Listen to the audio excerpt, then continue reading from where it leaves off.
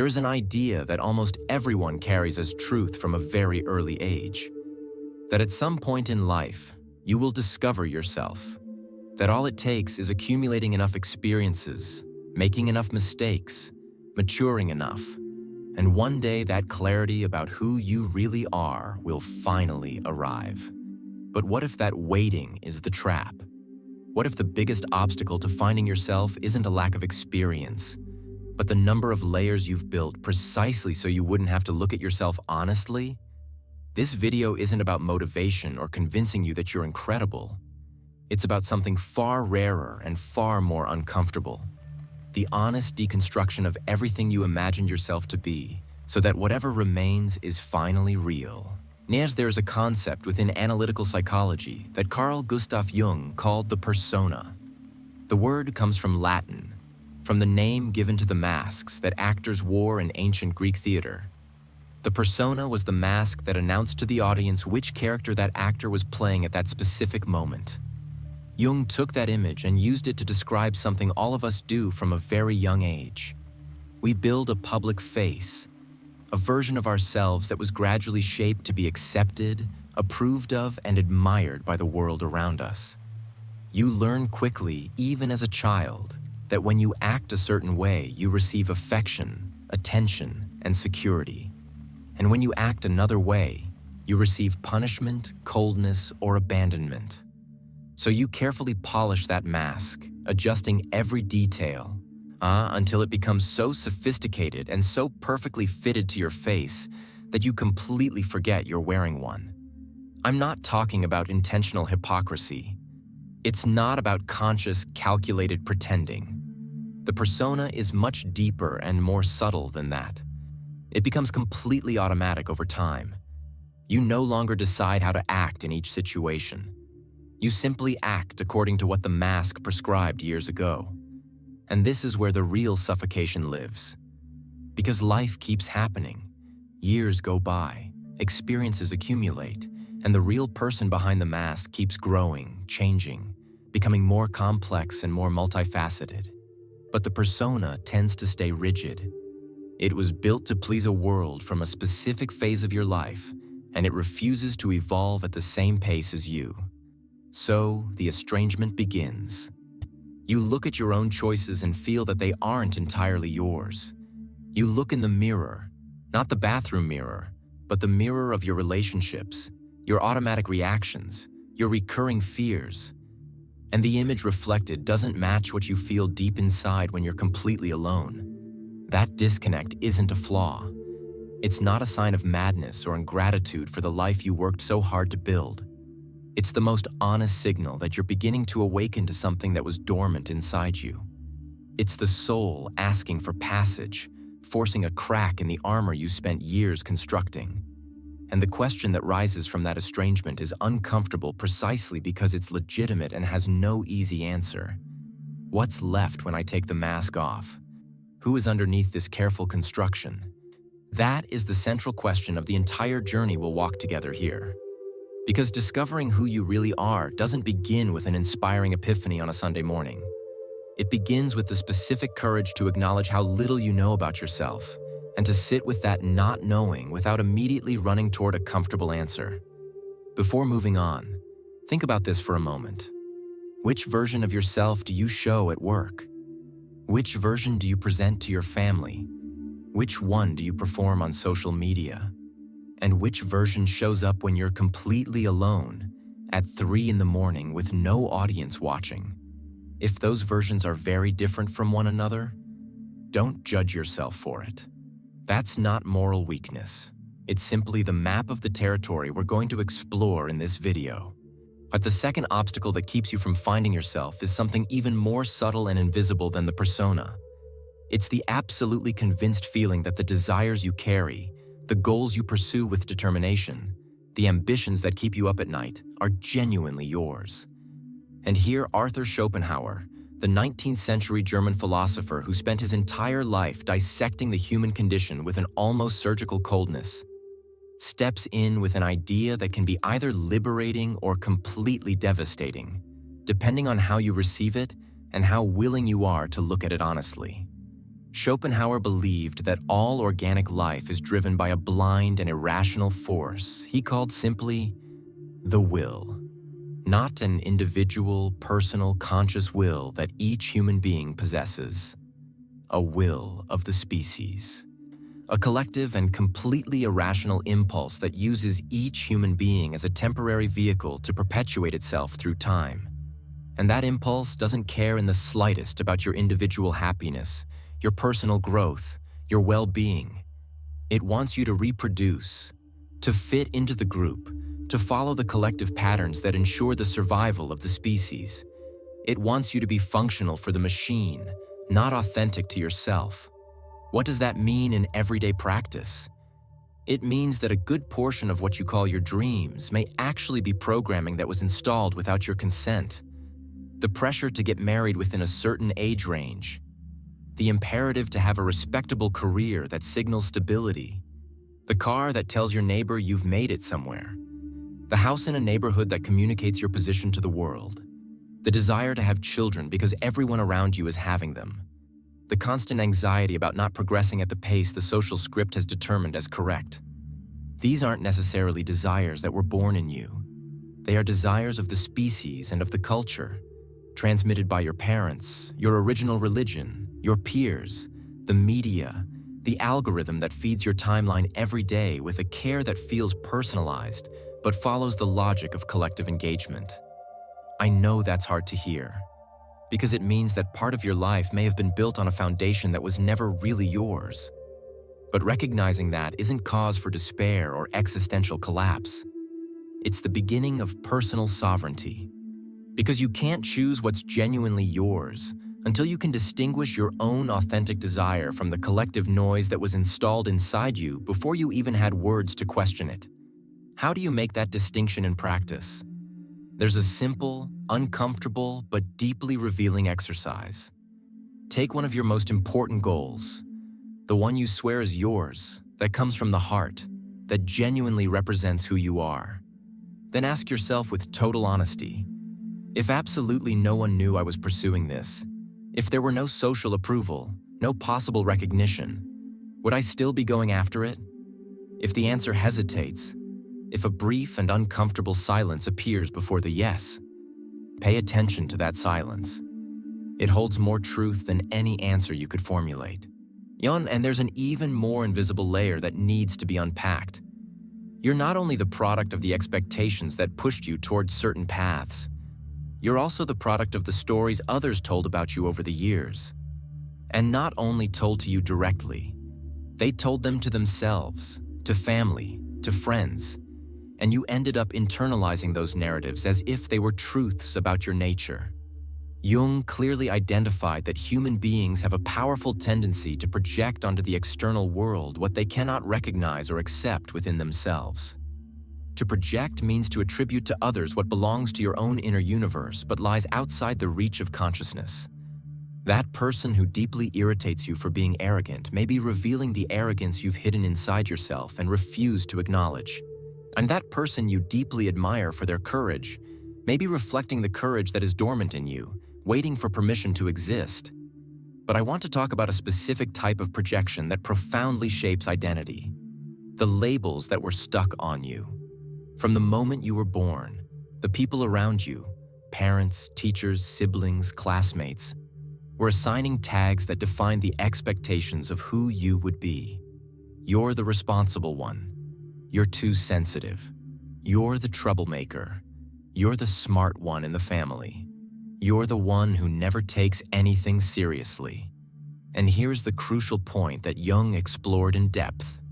We tend to become what the people closest to us firmly believe we are. Not because we're weak or passive, but because we are relational beings whose identity forms, in the early years of life, are in the mirror of the other. The problem isn't only that those labels shape how you act in the present.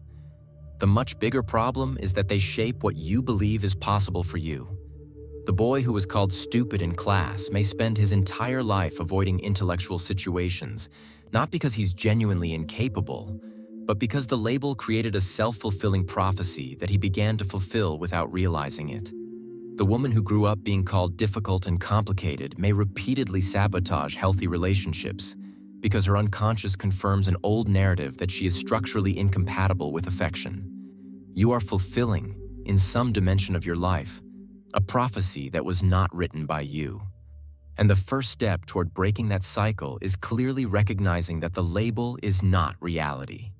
The label is someone's interpretation of a behavior of yours in a specific context, at a specific phase, with the limited tools of perception that person had available at the time.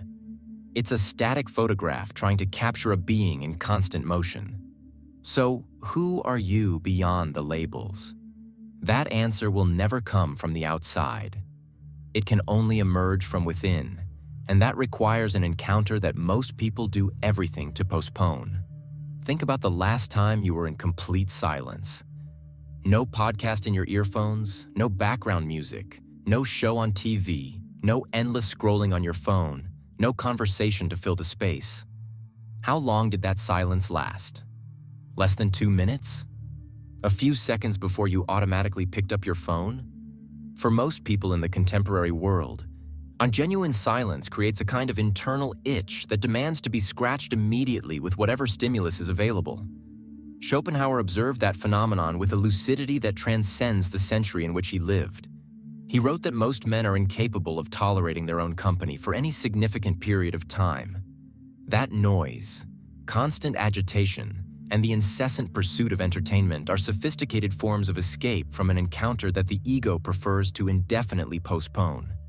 And today, at the beginning of the 21st century, that escape has been given an infrastructure with no historical precedent.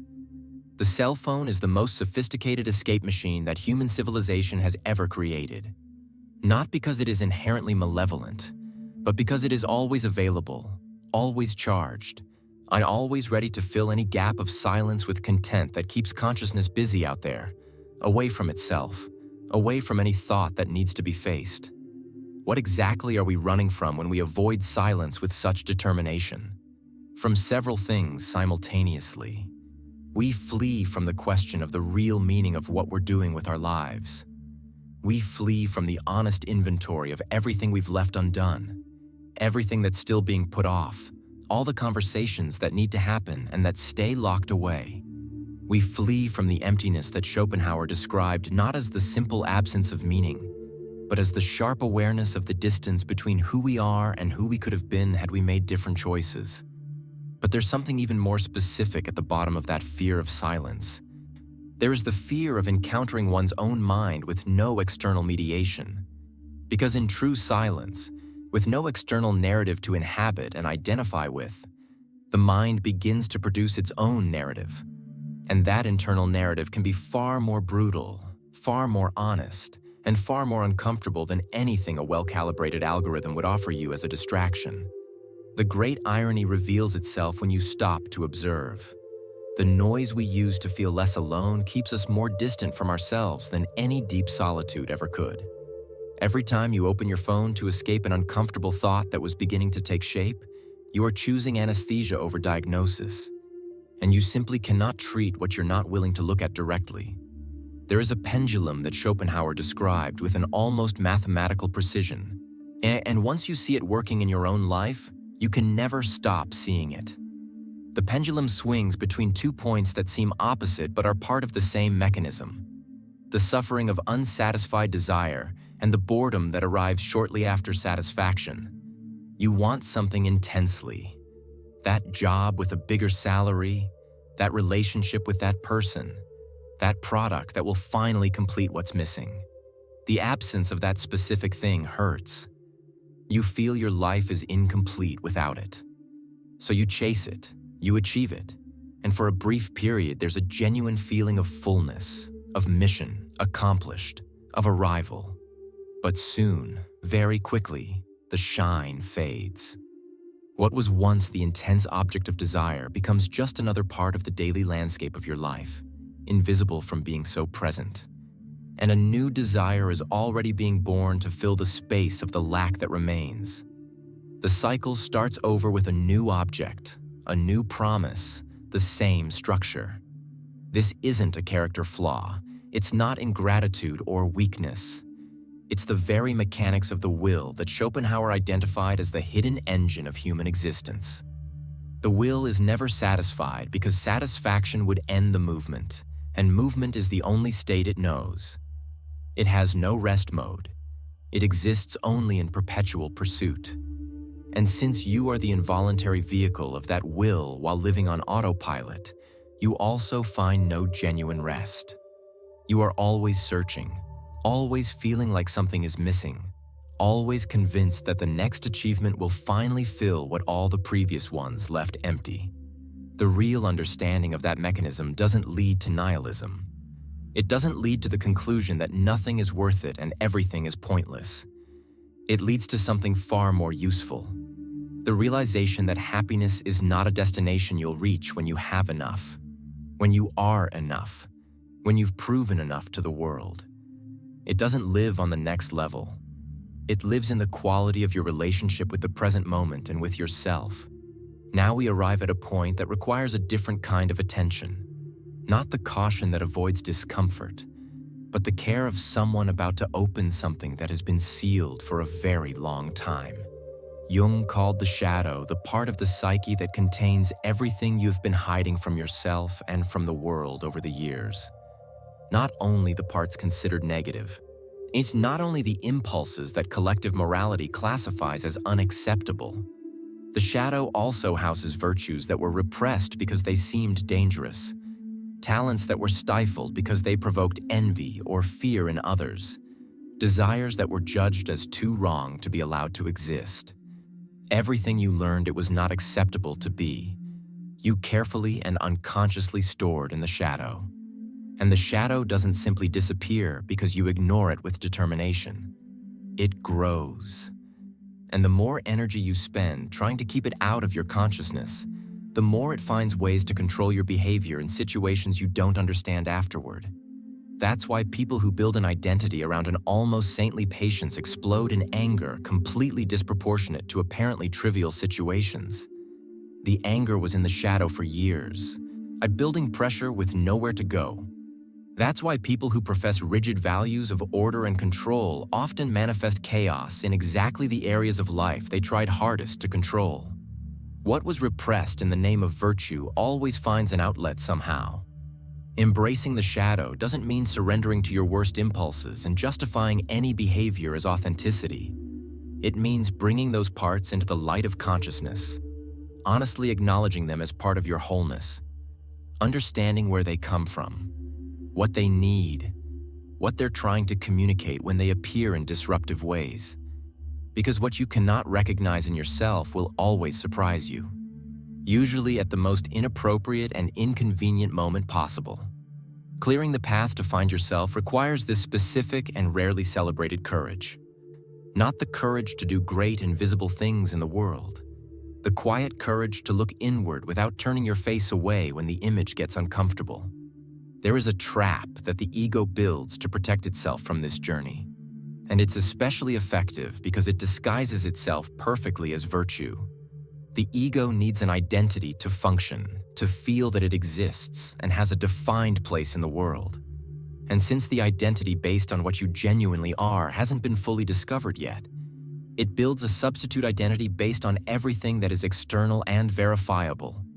What you own, what you do, the title on your business card, the car you drive, the address where you live, the projects you accomplish, the followers you've accumulated. Schopenhauer had a rather dark view of this specific dynamic of human vanity. For him, that the vain man is not, at bottom, interested in his achievements for their own sake and for what they mean to his inner life. He is interested in the reflection those achievements produce in the eyes of others. The achievement only has real value when it is seen, when it generates admiration, when it provokes some degree of envy.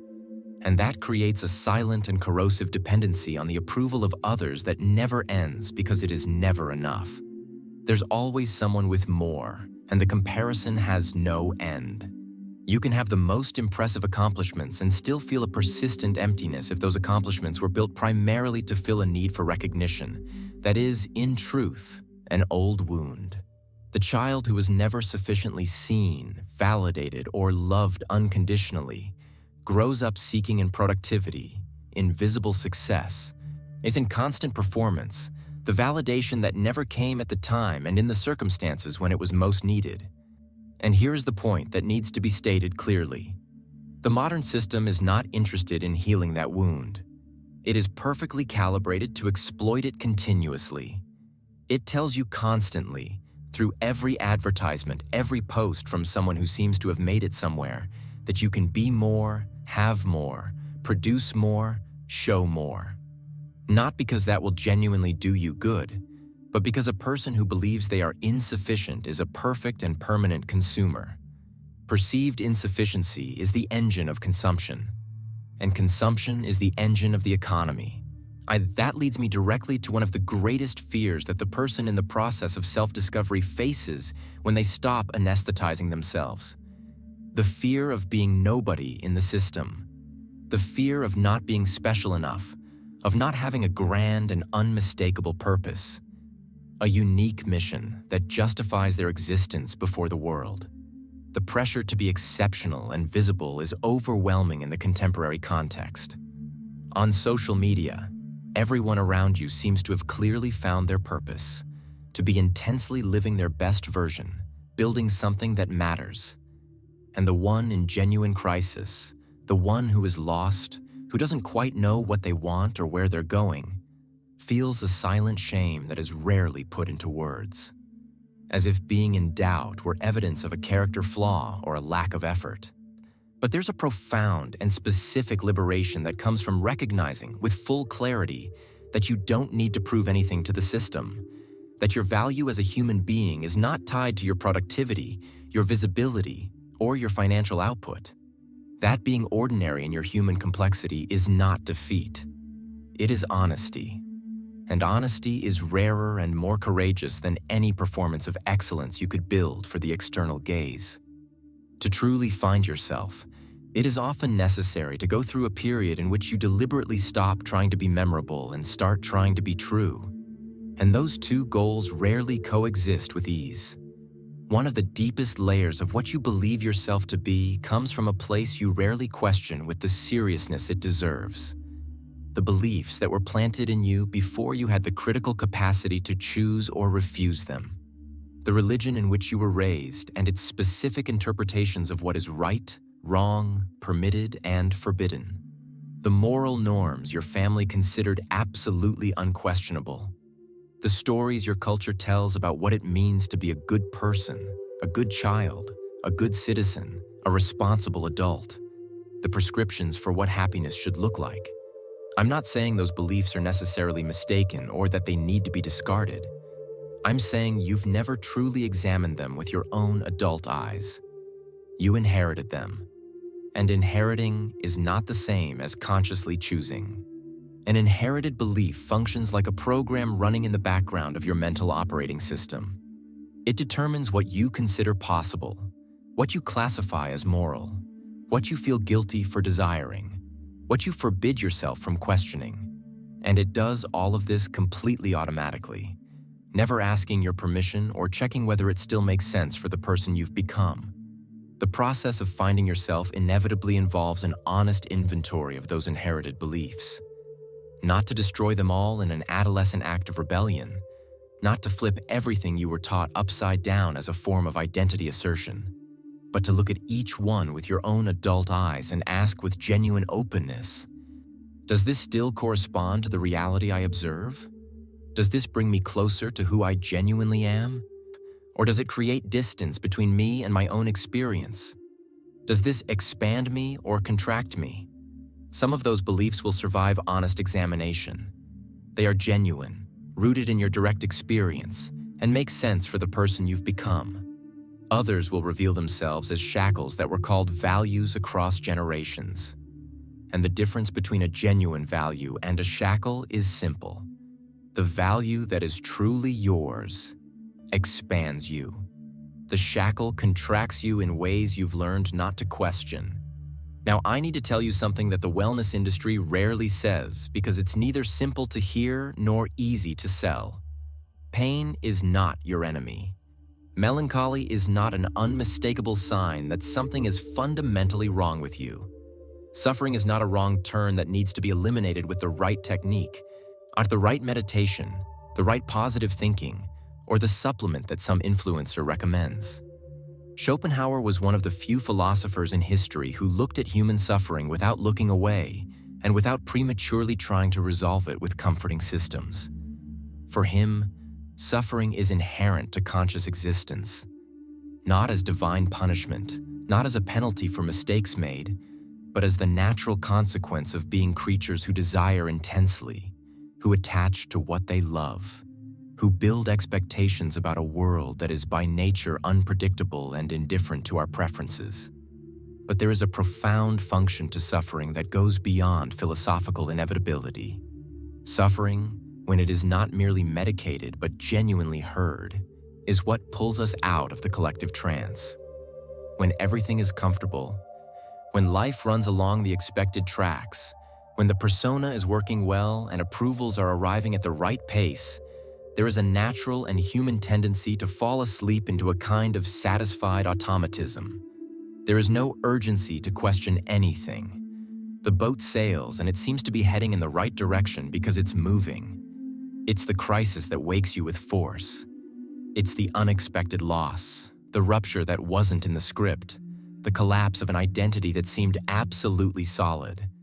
It's the depression that reveals that a life built on other people's foundations cannot bear the weight of personal truth.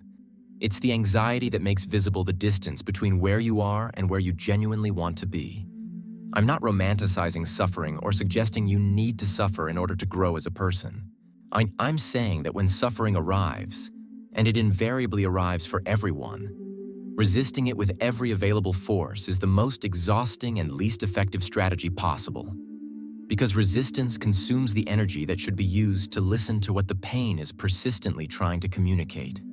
What you're feeling right now, whatever is weighing at the back of your experience, may not be the problem itself.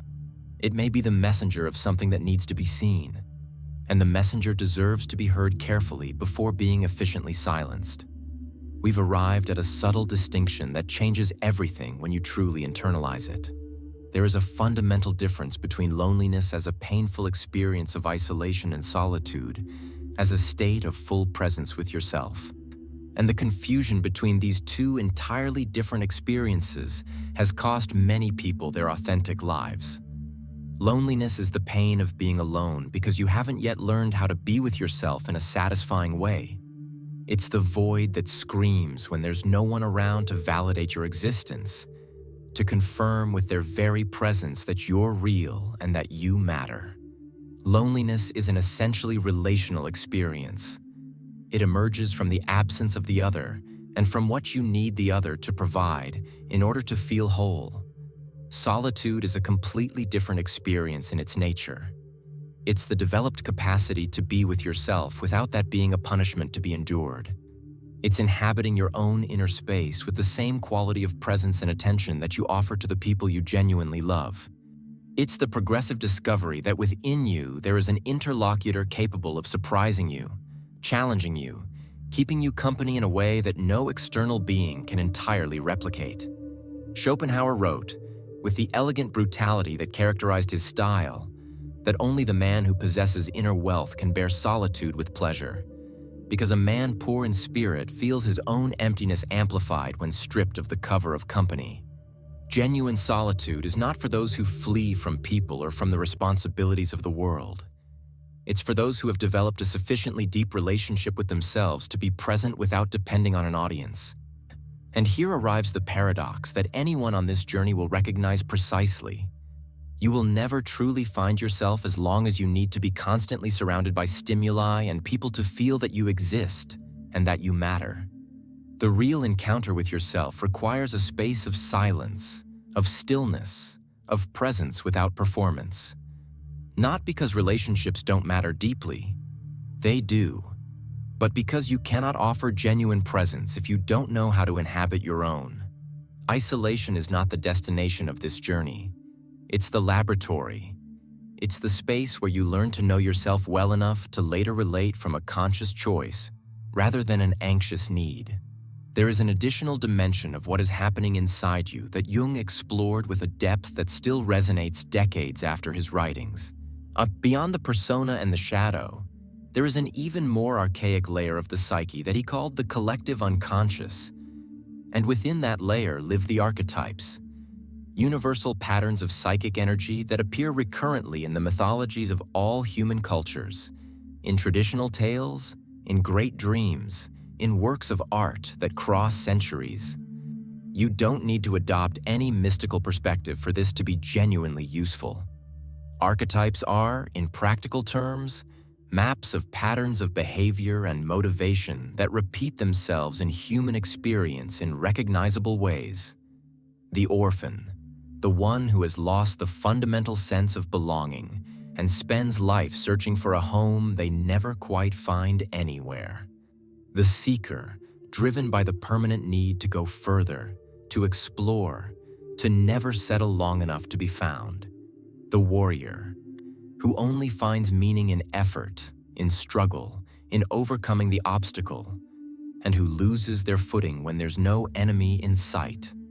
The caregiver, who dissolves in service to others as an unconscious way of feeling worthy. The magician, who finds power in transformation through knowledge. Every person has one or two dominant archetypes that profoundly shape the way they interpret the events of their life, the choices they make automatically, the relationships they repeat without quite understanding why. And the fundamental point is that when you don't recognize which pattern is operating in you, it doesn't stop operating because of that. It simply operates in the dark, out of reach of your consciousness. And an unconscious pattern is infinitely more powerful than a pattern you can observe, name, and question. If you're enjoying this content, check out in the first comment our exclusive ebook Alchemy and Archetypes, where we go deeper into exactly this kind of mapping of the inner world. Now we need to enter a territory that most self-knowledge content omits, because it's genuinely difficult to present without it seeming like a threat. The real price of authenticity.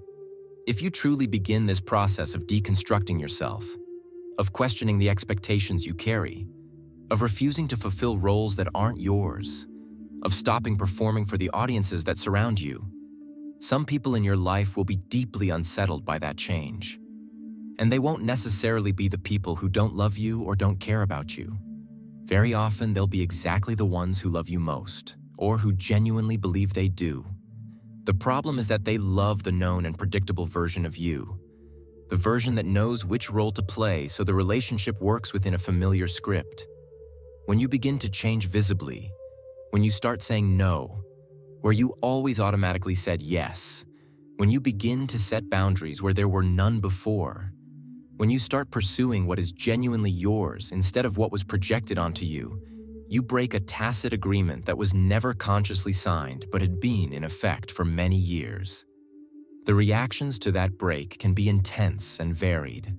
Direct accusations of selfishness, distancing as a form of punishment, subtle pressure, and sometimes not so subtle, for you to go back to being who you were before, when you were easier to handle.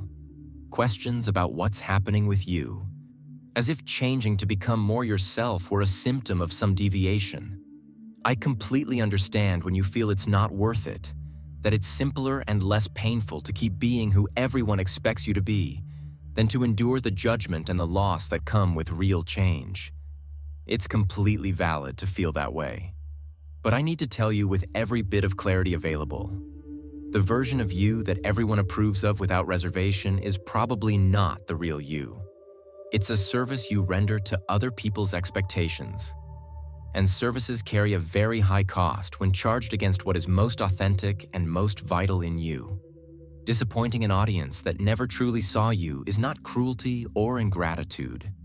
It's the only way to create real space for relationships that meet you where you genuinely are, and not where it's most convenient for everyone else that you be. Schopenhauer held a conviction that ran through his entire body of work in different ways. The man who has not developed a rich and autonomous inner life is permanently at the mercy of the external world in all its fluctuations. He depends on entertainment, constant company, and novelty to renew interest and maintain the feeling of being alive and present. And since the external world is by nature unstable, since people inevitably disappoint, since circumstances change without asking permission, that man is perpetually vulnerable to a degree of suffering that could be significantly less. But the man who has found genuine richness in his own mind, who has developed over time a taste for deep knowledge, for contemplation, for diving into ideas that challenge and expand, that man has a source of satisfaction that depends on nothing that can be taken away by external circumstances. The richness of intellectual and inner life is the only wealth that no economic crisis, no betrayal, no setback can completely destroy. It remains available even when everything else fluctuates. The art that requires you to meet it, the philosophy that unsettles before it clarifies, the literature that places you inside, experiences your everyday life could never offer, the music that reaches regions where words don't arrive, the contemplation of nature that repositions the scale of what seems urgent and important.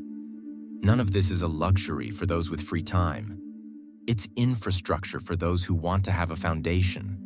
Jung said something that deserves a moment of pause to be truly received.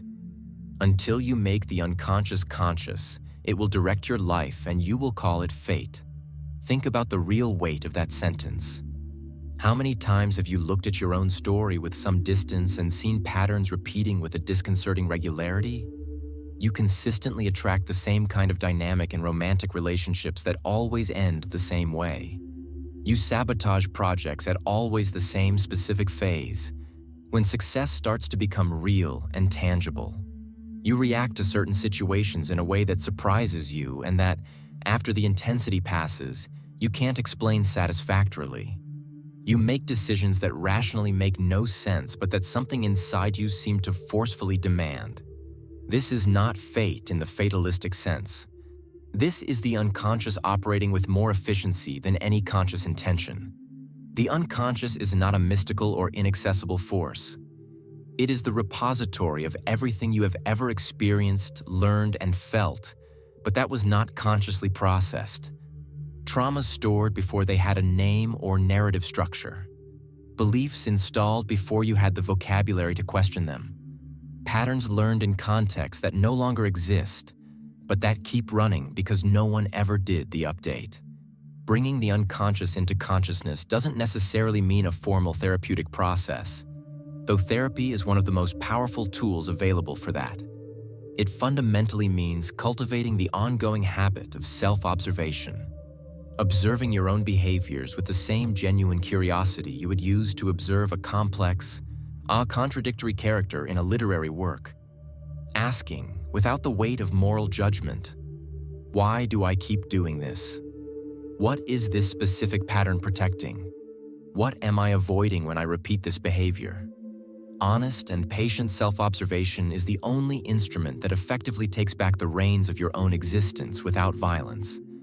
There's an illusion that the self-discovery journey can create if not well navigated, and it's quite seductive.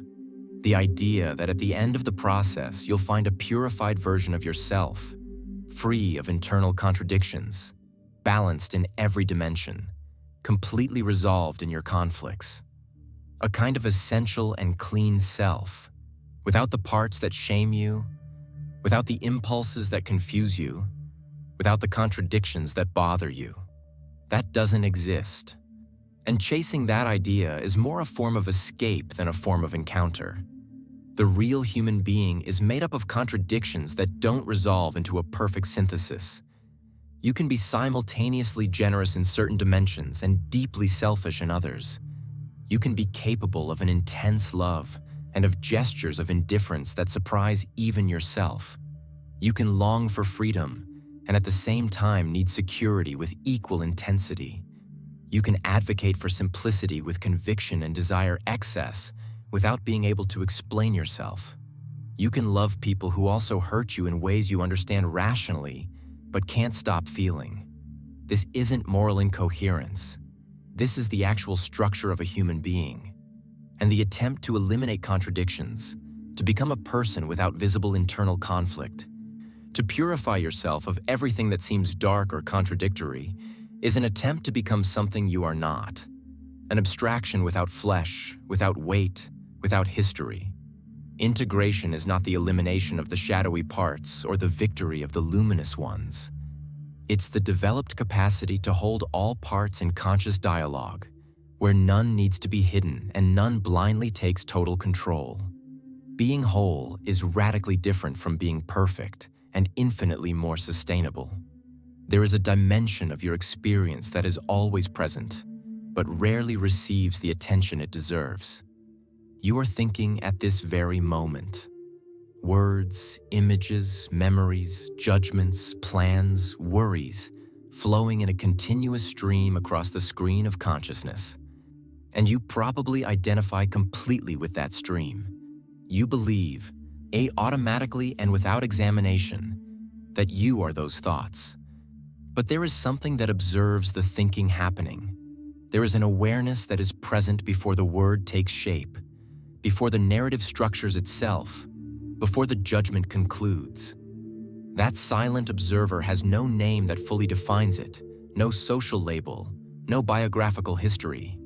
It's not the smart one in the family, or the traumatized one, or the successful one, or the failure. It simply is present, attentive, alive, watching the spectacle of its own mind with a stillness that the content of thoughts has not yet disturbed. When you can inhabit, even for brief moments, that space of pure observation without identification with the content, something remarkable happens in the internal experience. The power of automatic narratives diminishes significantly. The criticism that repeats itself in your head in a familiar voice keeps happening, but you stop being the criticism and become the one who hears it from some distance. And that seemingly minimal shift in perspective creates a space of freedom that no external achievement can offer in an equivalent way. That distinction between being swept away by your own thoughts and being the one who observes your own thoughts happening is the foundation of any genuine and lasting self-liberation. Because as long as you believe yourself to be identical to your mental contents, you'll continue to be carried away by them without realizing there's another possibility. There is a type of courage that Schopenhauer, despite his structural pessimism about the human condition, consistently celebrated: the specific courage of conscious renunciation. Not the renunciation that comes from defeat or the inability to persist. Not the giving up that's born from exhaustion, but the renunciation that comes from clarity about what truly nourishes and what merely consumes without feeding. The conscious decision to let go of certain ambitions, certain relationships that no longer correspond to who you are becoming, certain roles that were useful at other moments but that now diminish you, not because you were forced to, but because you honestly recognize that they were costing you more than they were worth. There is a very specific lightness that comes when you stop fighting for things that, deep in your most honest experience, were never really yours. When you stop trying to convince someone who is structurally unwilling to be convinced and who will never change their position because maintaining it protects something you cannot control.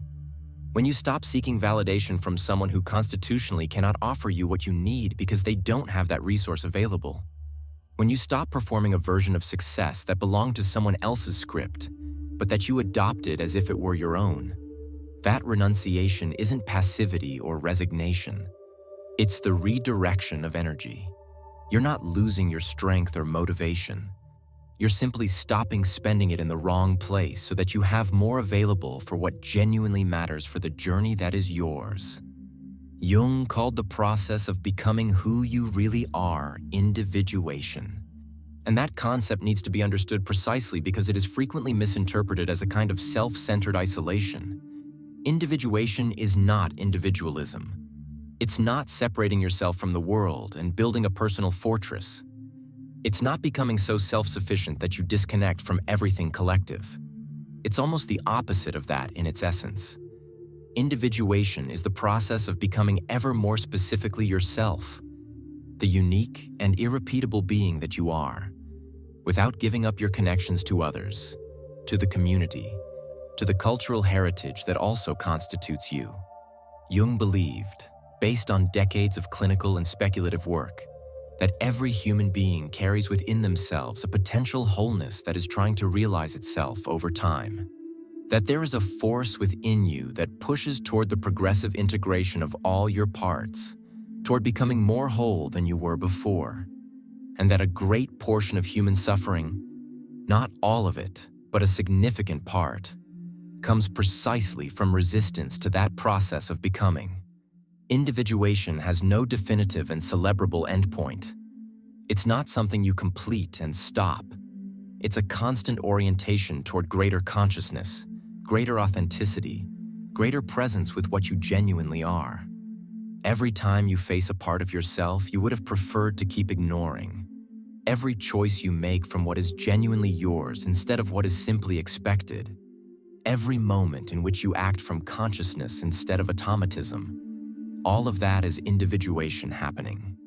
And that process requires what is rarest and most countercultural in the contemporary world: genuine patience with your own timing. You're not going to find yourself over a weekend retreat. You won't discover yourself definitively after reading the right book. You won't have an epiphany that resolves everything that was confused all at once. It's a lifelong process, non-linear, made up of unexpected advances and setbacks, of moments of clarity that turn into confusion, and of confusions that slowly take shape and meaning. But every step in that direction carries real weight. We've reached the point where everything we've covered needs to condense into an understanding you can actually carry beyond this video. You're not going to discover who you are as if you were a lost object waiting to be found in a forgotten drawer. Authentic identity is not a fixed thing sitting somewhere in your past waiting to be revealed by the right analysis or the right question. It is a process of becoming. You become who you are over time, through the choices you make with growing consciousness, through the parts you integrate instead of hiding, through the masks you decide to wear or set aside with intention. What changes when you begin this journey isn't that you find definitive answers that settle the question once and for all. What changes, gradually and irreversibly, is the quality of the questions you ask yourself. You stop asking what the world expects from you and start asking what is true for you. You stop measuring your life by the rulers the system provides and begin, with difficulty and without guarantees, to build your own metrics of meaning. Being authentic is not an achievement you celebrate once and add to your resume. It's a practice that renews itself daily, a choice that repeats itself in small and large situations, a silent and continuous rebellion against the constant pressure to be what is convenient for everyone around you. And perhaps the most important discovery this journey offers, the one that remains after the initial enthusiasm fades, is this: you don't need to be fully resolved to be whole. You can be in doubt and still be authentic. You can be in the middle of a profound transformation and still be coherent with who you are in this moment. You may not clearly know who you'll be in the next chapter, and still be completely present in who you are today. The only rebellion that is truly worth it, the only one that cannot be co-opted, sold, or turned into a product, is that of becoming day after day with more consciousness and more patience, more specifically, you. If this content touched something true, if these ideas found some part of you that was waiting to be named, consider subscribing to the channel so that this conversation can keep growing. Leave a like if you believe that more people around you need access to this kind of reflection. And if you want to go far beyond what fits in a single video, our membership club has content that deepens each one of these layers with the attention they deserve. The journey of becoming who you are has no shortcut, but having company along the way makes all the difference. See you next time.